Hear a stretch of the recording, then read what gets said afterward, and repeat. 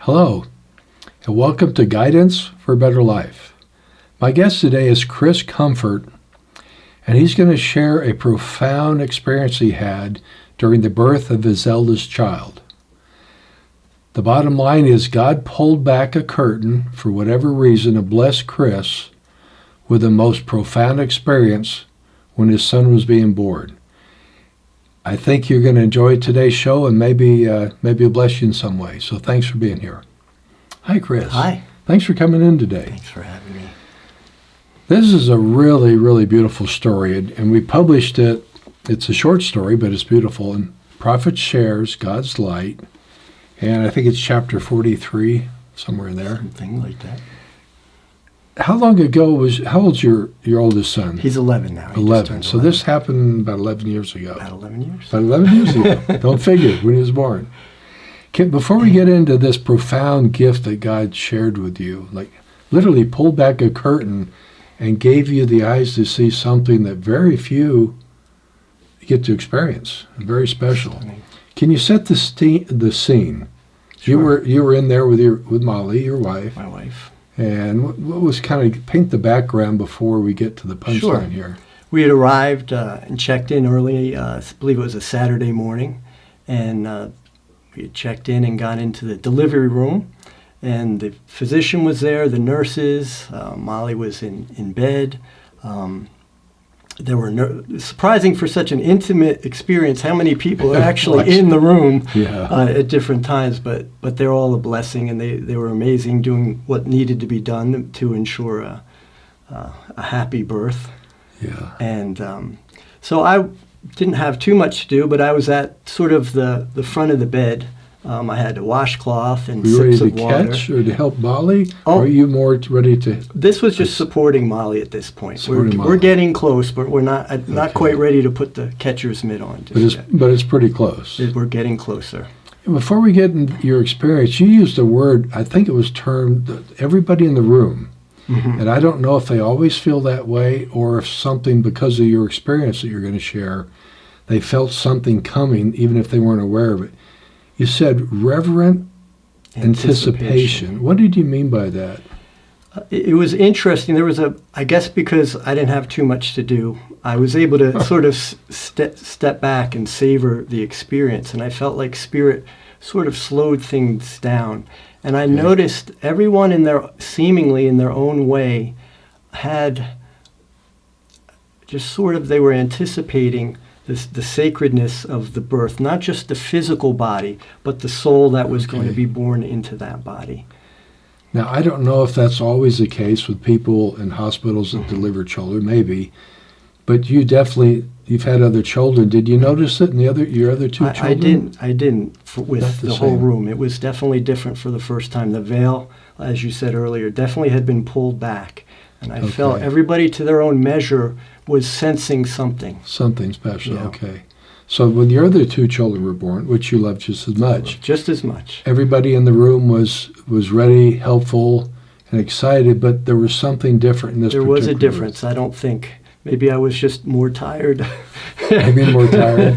But it was definitely different. Or This was maybe different. because of what we're going to share in a minute, other souls in the room, the doctors, nurses, other souls, other children of God, maybe they were starting to feel something that God was going to show you something, and we don't know. But I'm wondering if they were picking up on a little bit about Veil pulled what back you were as going well. Yeah. to feel. But I definitely could feel it. The most striking image of that, there was a young, I think she was a prospective nursing student, young girl. They had asked our permission if she could be in the room during the birth, and of course we Okay. said yes. Why not? And, More the merrier. So I could see her, and she was in the middle of the room, and she just, I don't even know if she was conscious of it, but she just sort of held herself like she was holding a baby and just rocking it. And I felt she really could sense the soul that was coming. And you said in the story you didn't know if she felt like she was rocking an imaginary baby or comforting herself. It was just really, it might have been the first birth she had seen, but it was really a neat So visual. there seemed to be an anticipation, even though I don't think you or anybody was aware of what was going to happen. It's almost like the room was heightened in reverence and It's like the room was sacredness. raised up, and everybody was sort of in sync with what what Spirit had in store. And we can only guess. That's your experience. We're not going back and asking. So, Right. Okay. So now your son's about to be born. Mm-hmm. I guess you got the catcher's mitt on I got now. the catcher's mitt on. And can you explain this? This is where, do you feel God literally is going to pull back a curtain at this time? Absolutely. And show you something that you'd never seen before? It was there were a lot of, excuse me, there were a lot of motions going at that time through me. And as I stood getting ready to catch his body, the physician was on one side, the nurse on the other. As I had my hands out looking for his physical body to come out, I saw the most stunning ball of bright light, of just filled with God's love. And I believe that was my son, his true self, coming down, entering the body. Okay, while the physical body is coming out, you said you literally couldn't see anything. It was so bright. It was so bright. It's not that I couldn't see anything that wasn't bright, brilliant light at that time. Okay. It was. Was that right when your son's physical body was being born? It just prior to it is like sort of getting in position, and I saw it entering into the body. And as I held him and he took his first breath, I saw the ball of white light and the physical body sort of merge and become kind of one. Wow. It was stunning. Now, eternally, that's our eternal nature, is this ball of light, part of the peace of God, or the Holy Spirit, whatever. And that comes in, as we know, over the years up here at the school, that comes into a physical body. And when that body just is worn out, that part of us goes on, and it never wears out. That one life has soul, but it has other incarnations. Do you feel the soul that was the consciousness, thoughts, feelings, emotions, that whole package that was your son, was coming into the body right when the physical body was taking a breath? Spiritually, the thing that makes him a child of God came into the body. Is that what you witnessed? Yeah, I believe I saw his divine essence entering into the physical body as he took his first breath. That's not something people see very often, even if it happens. It was so precious to be holding him with his first breath and also seeing more of his true nature. I wasn't going to ask this, but after you share this, why, of all the births every day, every year, why do you think, and I trust God, of course, but why do you think God chose to let you see that soul, and you felt you had a recognition of that soul in your story? There's a little bit more in the story. When it came in, like that person, that soul, you have a connection with of some kind, maybe a long history with. Why do you think God, because you would have loved him anyway. You love your other children. Why do you think you were allowed to experience something so sacred and so profound? I think there are a couple of possibilities. One is that soul is so loved by God that seeing that in all my children has changed how I parent, how I see them, how I act with them. It makes all the difference in the world, knowing he is my son, but he's also a child of God. That's interesting. So do you feel even though he's your son, do you feel on a higher level he's ultimately God's child? He's ultimately on loan from God for this lifetime. So you're being asked to be a good steward and do the best you can with your child, but ultimately a child of God. Absolutely. Is that what that Absolutely. told you? That experience, do you treat your other children more as a sacred obligation? Even though you didn't see the light, you presume the light came in.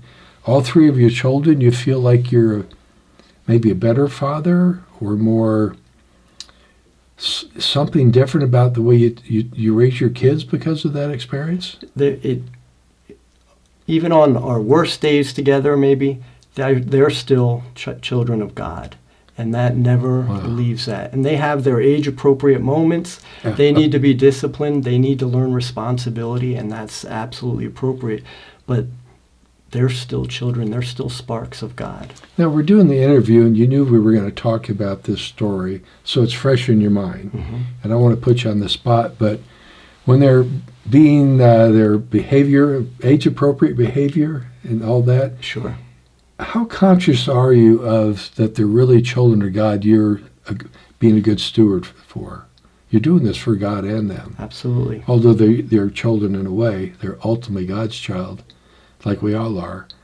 How conscious, and I'm not trying to put you in a spot, but of course right now you're conscious because we're talking about this interview, day in and day out, and this has been 11 years. Mm-hmm. For the audience, roughly how often does something come up and remind you that you're doing this on behalf of God ultimately? It's a daily reminder. Seriously, it's in there. It's always in there that God has a purpose for them in this lifetime, and I get to help with that, which is an incredible opportunity and blessing for me as their parent. When you put it that way, it's like God's trusting you to raise one of His children. It's really amazing. And I think if we all think of our children that they're ours, but they're ultimately God's children, and He's entrusting us, I wonder if that would make parenthood, it would take parenthood probably for even good parents to a higher level. It definitely does. Poor parents a little higher. Whatever level we're at, I would think it would take us to a little bit better. So it makes you a better dad. I think I make choices based on what's best for them spiritually, what's going to help them in the long run, and I tend to be a little more forgiving of the annoyances and the daily stuff in the short term, because I'm seeing they have a big picture too. So that's really beautiful. You take it more of a long view. Absolutely. I tend to be a little more forgiving, a little kinder, a little more understanding that they've got a long-term. Is there anything else you want to share, Chris? It's so beautiful. And this is a very personal story. So I really appreciate you sharing this. And any parent out there or future parent, this might make a difference in their life. And they'll look back someday after the kids are grown, if they take your view, where they're doing this on behalf of God. Absolutely. They might make better decisions. They might have less regrets and feel better about what they've done. And the children might turn out a little bit better. Is there anything else you'd like to add? Even if you don't have a dramatic experience with seeing your children or a family member or a stranger as a light of God, knowing that they are, even for myself, even if I don't see it, it does change. Okay. It does change how I treat people. Because your wife's a child of God, Absolutely. even though you didn't see her born, I don't think. And your other two children. Mm-hmm. So does this one experience is strong enough that you know every child of God comes from that source of ball of light, and they should all be treated with a certain amount of respect and reverence. Absolutely. Well, thank you so much. Thanks, Thank you. Chris. Thank you. Wow. I like what Chris said at the end. I don't know if God's going to pull back a curtain and let everybody experience that. I don't think that's the case. But if you believe this is a true story, and you believe the soul, that spark of God that comes into a physical body, is true, then what Chris says might change the way you parent for the better. And maybe you'll feel better about it in the long run, and maybe your kids will be a little bit better cared for. When you're a parent, if you take the attitude, which I think Chris is saying, is yes, they're your children, but ultimately God's trusting you to raise one of His children. And just knowing that might change your view and how you treat somebody, maybe a little more patient, like Chris said. So whether you're a parent, a future parent, or a neighbor of children, I hope this show blesses you today and gives you something to think about. Thank you.